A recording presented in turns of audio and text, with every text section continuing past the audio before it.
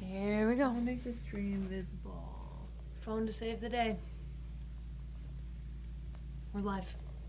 Woohoo! Your hand is live. My hand is live. I'm trying not to push buttons on your computer. There we go. There we go. Nice. Hi, everybody. It should be this way, I think. Sure, we can try it. Can we try it? I think that's the way it feels better. Nope. Well, I was going to say, I think I remember Not while it we're won't. live. Cappy started it live sideways and it worked. But hi, everybody. I can't seem to get hi, Constance. I can't seem to get the live videoing is has a whole new structure or something, and I can't get it to work. Which, even though we've done it literally for ever. 30, 80 some weeks in a row, all of a sudden today we can't get it to work. So. I just think Facebook might be overwhelmed today. What Facebook doesn't know is that we're going to get on here whether it likes it or not. That's right, too bad. Hi, Barb. So we're on the phone, so forgive us that we don't respond because... can't respond. Can't, because... Too much, crazy. It's up there. Yeah. And I took a screenshot of the questions on here, so now okay, you're so going I will have pull to them get up here. Okay, Yeah. well, you entertain the people. Okay. Oh, well, we also need to pull up the announcements, which are on my phone. Also, yeah, I have an in email. an email, yes. From Shelley. So, while Rachel is pulling up the announcements, I will tell you that if you are not in the western South Dakota general 5-state area region, that means you're probably not yet experiencing ridiculous snowy weather. Yay for you! I hope you don't have to be. But it's actually not too bad here today. It got pretty cold though, so I'm sure when the snow starts, it's gonna stick. It's supposed to start at like 6 o'clock. Winter storm warning. Up to a foot of snow between midnight and 6 p.m. and midnight. So that is a heck of a clipper, or whatever the hell you call those things. I think I'm gonna go with 4 inches will stick. That's my guess. Good to go. Yeah, because it's been really warm out. So yeah. So okay, getting I'm just trying to remember things to say. We are, let's see, Rachel actually is going to be doing a webinar this afternoon for Elevate, Rapid City Elevate. And then... That is free, and I think if you go to the Elevate Facebook page, Elevate Rapid City Facebook page, you can register, which I think is the Zoom link, so you can actually get onto and then ask questions. But I think they're going to be streaming it into the Elevate Facebook page also. But if you want to get registered and get the recording and all the notifications, then you should do that. So that's today. Tomorrow I am doing a Facebook Live for Spearfish Chamber. And then what? And then Friday I'm doing one for Rapid City Elevate. And what's your topic? I have no idea. Oh, well, my topic is supporting your team during remote work, COVID craziness. Well, yours was a really good one. For the Elevate, it's balancing empathy and accountability. Yeah, that's the title, but it's a lot about communication and the words you choose. That was the thing. Those were the ones. Sounds really good. You should watch it. I have no idea. I have to get my presentations ready today. Shelley told me. Clearly. Oh, Rachel Day. Look, Rachel in for the win. She actually posted the link to the Elevate ones. Good job. Rachel works with the Elevate team in Rapid. Yeah, way to go, man. She's got her act together. So, okay, so let's see. Okay, those are the announcements. Things. Oh, yeah, mine today is at 4 Mountain. So, let me see if I can get right. 6 Eastern, 5 Central, and 3 Pacific. Wow, good job. You'd think minusing an hour would be very difficult, or wouldn't be, but it is for me. Okay, so... We know her weakness. Believe me, there are not many, so it's good to know that write that down. You're going to need it someday, I promise you. Right. Use your knowledge against me. And then tomorrow I'm interviewing with Jeff Hazlett on his show about... All business, about sustaining your team during this time. He's really focused on business continuity and how you keep your business going even in this time of insanity and remote work and all of that stuff. So we're going to be talking about keeping your team engaged and motivated and how you can support them while they're not around and while you're not around. That's tomorrow at noon Mountain on his Facebook page. So if you like Jeffrey Hazlett's page, then you get the live notification. Okay. You're going to be on. Yeah, I said that one already. Of the chamber one? Mm-hmm. Oh, I missed that one. Sorry. All right, so Thursday, tomorrow, we have a new episode of the How the Hell Did I Get Here show with Kasai Al-Haj. Kasai works in John Thune's office. Yeah. Mm-hmm. That one is definitely worth a listen. He has a really cool story. We're happy to be able to speak with him for a little bit. Yeah, he's awesome. Just a good dude, too. Okay, there's my all business. Friday. Happy birthday, Cappy! Yay! I don't know what we're going to do. We're going to... Probably not much. Probably not much out of the house. Plus, the weather's supposed to stay kind of marginal. So, we have... so, I don't know what we'll have to do. I think that Alex and I need to get our heads together. And I do know what we're doing. We're going to his parents for his birthday dinner, which happens every year still, even though he's 40, whatever he is, 42, 43, I don't know, I lose track. His favorite is chicken fried steak.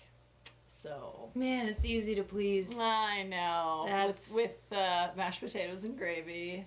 That's nice. Pretty much his magic. So that's gonna be our special birthday dinner. All right. So Helix share updates. You want to share an update? Yeah, the development team is hard at work at Brainbox, getting Helix ready for its, I guess, debut, as it were. Still on schedule for the week of May 11th, right now, as far as we know. We get our first update tomorrow morning, I think, officially. Yeah, so we'll let you know more next week when we know more after tomorrow. Yeah, it's pretty exciting. I think we told you last week, we re-recorded our Rose Group Academy videos because we've learned a ton in the last 18 months since we first launched it. And we just have a lot more great stories and entertaining tidbits to share. So we're working on refreshing our Rose Group Academy, which is our online training program, which is you can pick and choose how much you subscribe to, or you can become an IX ambassador facilitator and actually get licensed to deliver our work other places. So that will all be all the news. You'll be hearing lots more about how that's going, because I got all the videos back from the production guy today. Oh. So we're gonna start the delightful process of replacing all 40 videos online. So. And when she says we, she means her, which makes me very happy. She means me. So there are other blessings I give. That is not one of them. Right. Well, Meg has been hard at work doing all of the federal COVID-19 Small Business Administration applications, which stings way more than updating our Rose Group Academy videos. So yeah, last week as I was filling out that paperwork, Rachel was sitting across the desk from me giggling at our goofy videos. I'm like, you dirtbag, you're over there having fun and I'm doing this. And she said, yeah, you should be jealous. I am going to look in our drive that we got back from the production guy, because apparently there might be some gems in there. Ooh, some bloopers. I think maybe. Oh, I love blooper reels. Yeah, we'll see. There was plenty of material for that. I know. Apparently he made a loop of you rolling your eyes, which was pretty funny. So I don't know if he included that as a final video. I hope he did too. We'll see. We'll be sure to share these things with you. This is what Meg thinks about people not being accountable. Right. The infinite eye roll. We'll just put that in the thing. We'll share it on the IX Ambassador page if we get it. So, okay, so weekly quote. We call stabilizer leaders eye of the storm leaders. During changes, transitions, or period of innovation, these leaders create sanity out of insanity by gathering the team into the eye of the hurricane while the wind rages around them. In the face of adversity, stabilizer leaders protect the team above all else. So good job, stabilizer leaders out there. Now is the time to step up and do your magic. Let's see, our weekly writing prompt for our planner, our 2020 planner. Regardless of your culture type, how are you supporting your team during these uncertain times? We'd love to, I think that's a great writing prompt and a great thought process, because a lot of times we just do and we react, and sometimes it's hard to take a minute and actually write down how we can help. If you want to share how you're helping your teams right now, please share in the comments. We'd love to learn about what you're doing and what you're thinking about. And then don't forget to participate in the contest. Do you want to tell them about that, since you did your video? Yes, my video was so engaging. You kept saying, I really suck at this. Well, it was the weirdest thing. Like, the moment I hit the live button, I'm like, what in the hell am I supposed to be talking about? God. Okay. So the IX ambassador, who is already part of our group, who recruits the most new IX ambassadors into our closed group community, will win a $50 gift card to Amazon. And who couldn't use that right now? Because maybe you'll get lucky and get some toilet paper, or perhaps you can watch the new airing of the movie The Gentleman. I mean, you just never know what you can get on Amazon. My most recent purchase on Amazon was CR 2016 batteries for my garage door opener. It's really exciting. That is, I'm impressed you remember that. Yeah, well. Her organizer side comes out once in a while. Yeah. The other thing that I included in mine, because I just made it up, and so just so you know. Yeah, I know. And Shelly knows. Chaos-tolerant assholes. Totally. Well, I just added it in. I just added it in. Don't mind me changing the rules. Changing the without stuff. telling anybody on the team. Anybody out there, any order-tolerant people want to choke people like Rachel right now? And people like me who don't care about order-tolerant rules, especially. So Debatable. what I added is, if you want a $50 gift card from a local business that you want to support because they're closed and they're hurting right now, we will also do that instead. If you'd rather not have an Amazon gift card, and would rather have one from your local bakery or your local whatever, we'd be happy to do that too. So $50, whatever that looks like. Yes. All right. See, that's not so terrible. I know. On with the show. Okay. We don't need team-driven over here. Let's talk about it forever. No. You're over it? I'm over it. Over it already. Okay. I was over it yesterday. I think maybe we should talk about the COVID question first. The one that I told you about? Yeah. Okay, we had a question come in that was about how do I really help my team, my employees, think big picture and understand not think big picture so much as understand the big picture, so that you can increase peace or comfort, or really it's probably at this point more about reducing anxiety. Yeah. So people are wound up and they're asking lots of questions, and of course as leaders it's hard to answer those questions because none of us have ever been through this. And so as a leader, when you're overwhelmed, no matter what your culture type, you're kind of thinking, yeah, I don't know the answer to that question. And so you kind of feel like, am I failing my people? Are they really just asking too much of me? How can I? Or they're just pissing me off or driving me crazy. Or they're just driving me crazy.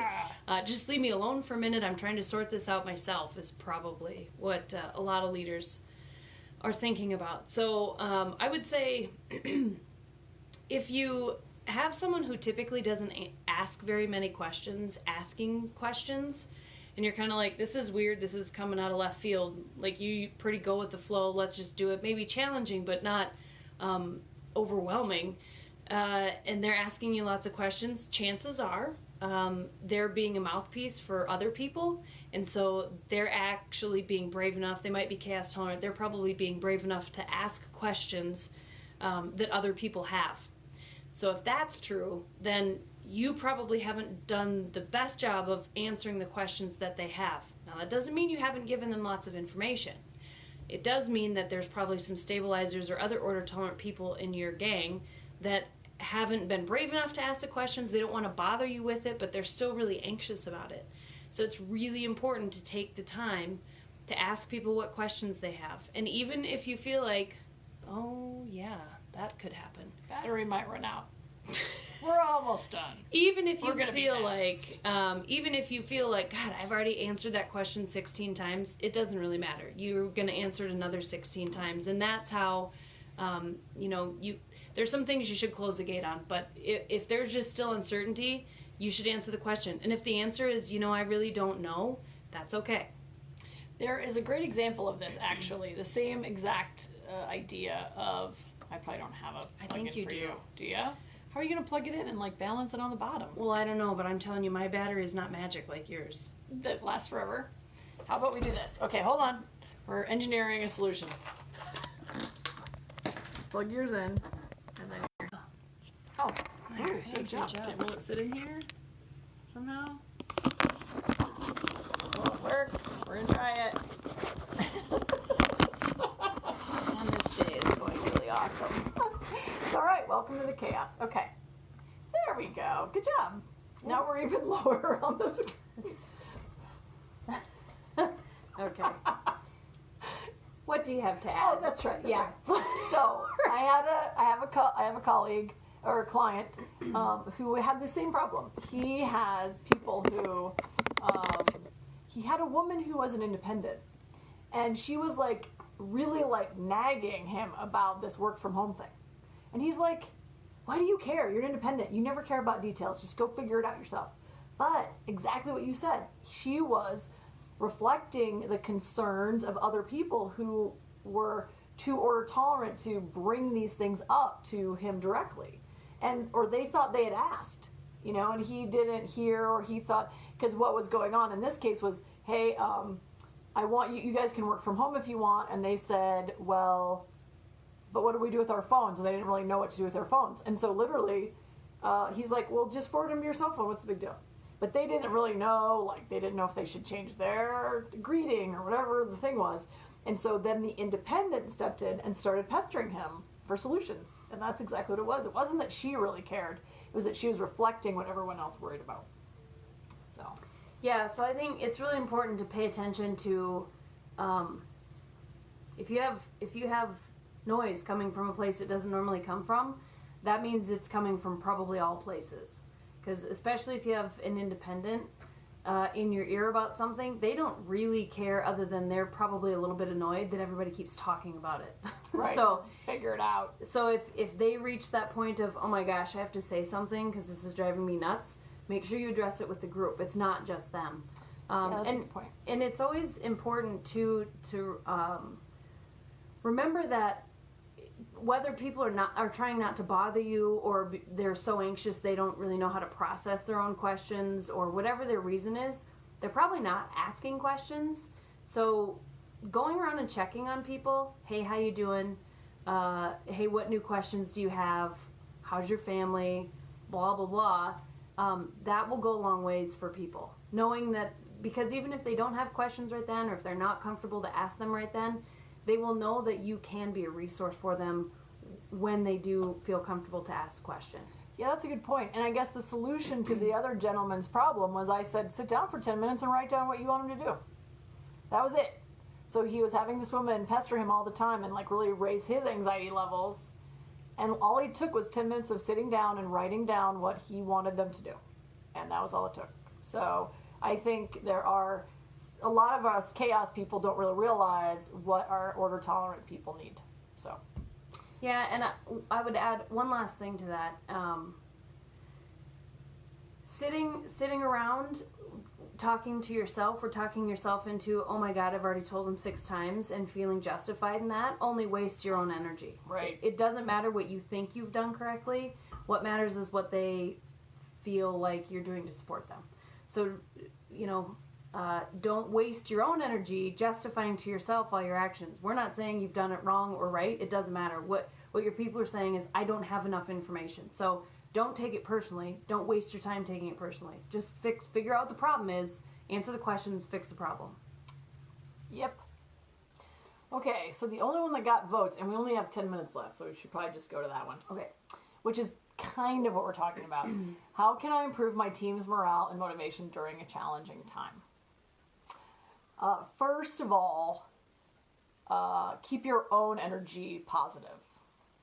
I've just really been watching social media with a huge amount of fascination, because there are just some people in my feed, and they don't think they're being a jerk or depressing or anything, but they are constantly talking about every negative story, every cautionary tale that comes up about social distancing and the people that didn't and all that, because she's trying to encourage people to stay home.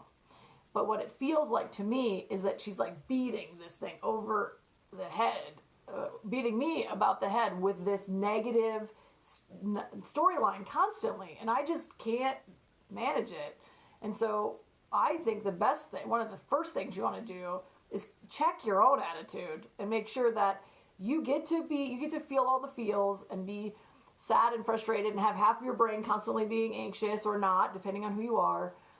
But when you work with your team, be sure that you're looking at it from this is their situation. I am leading them in this environment. At home, in their personal time, they do what they do. But when I'm leading, how do we frame things? How do we lead people? How are we translating the chaos that's going on in the world down into our teams? And I think that is becoming more critical. And frankly, I think after 2, 3, 4 weeks of this, it's going to be even more important. I was speaking with someone earlier this week who's been sequestered since March 3rd. And so she's kind of 2, 3 weeks ahead of everybody. And she is this literal ass kicker, C-suite level person in a massive professional services organization in New York City. And she is experiencing motivational problems, like the first time ever, and she's feeling really demoralized by it. But she knows she has to keep her motivation up, but she knows that because she's 2 weeks out ahead, what her people are going to come into. And that's giving her even more anxiety, because she understands that people are actually doing pretty good right now. It's when it turns into this long-term thing that people are really going to freak out. So just be checking your attitude and how you're communicating all the time. Because I don't care if you're tired too or you're worried, your responsibility right now is to your people. Yes. And if you are having a bad day, then you should probably tell people that. Right, transparency. Because if I come in the office and I'm super cranky or tired acting or just acting strange, if you don't give, psychologically, if you don't give somebody a reason that you're acting differently, their brain assumes that something is wrong globally within your world. Not literally globally, but there is, but not like that. In your own little globe.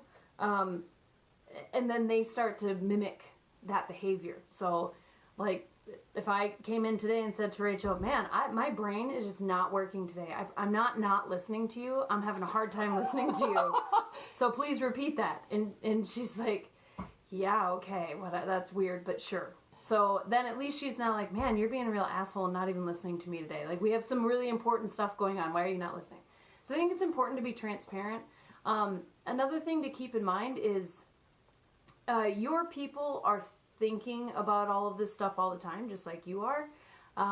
So if they come in and they can't quite stop talking about it, like I've noticed the few times that we've been in the office together, and then when we have our Zoom calls, we spend about 10 or 15 minutes on the front end of it just talking about, I heard this, I heard that, oh, I heard that, and I read another article and that's not true, or did you see these numbers, or blah, blah, whatever the stories are, and let people just kind of air it out. And then when that kind of the conversation sort of mellows, then you move on to business. So I think it's really important to not ignore it completely, right, and to say, hey, you know what, let's talk about it for 10 minutes, and then we're going to move on to business. And that helps people focus their mind and their energy. I want to contextualize this comment from Margaret, because this is a woman that despises meetings that are just about sharing, because she's a self-driven woman. She's self-driven.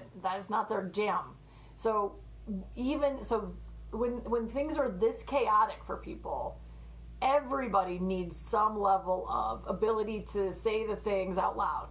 So if Meg, who is normally completely against any sharing, oversharing, perceived oversharing, is saying, let people air some stuff, what that means is the people that are the other way, which are super team driven, need it 10 times more than she does, and she's feeling the need. So just be really aware that is the vibe that's going on. I mean, and you're probably feeling that yourself and other people.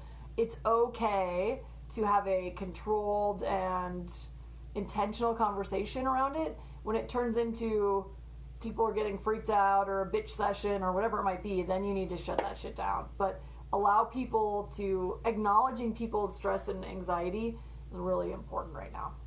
Yeah. Sorry, go ahead. I think some practical tools.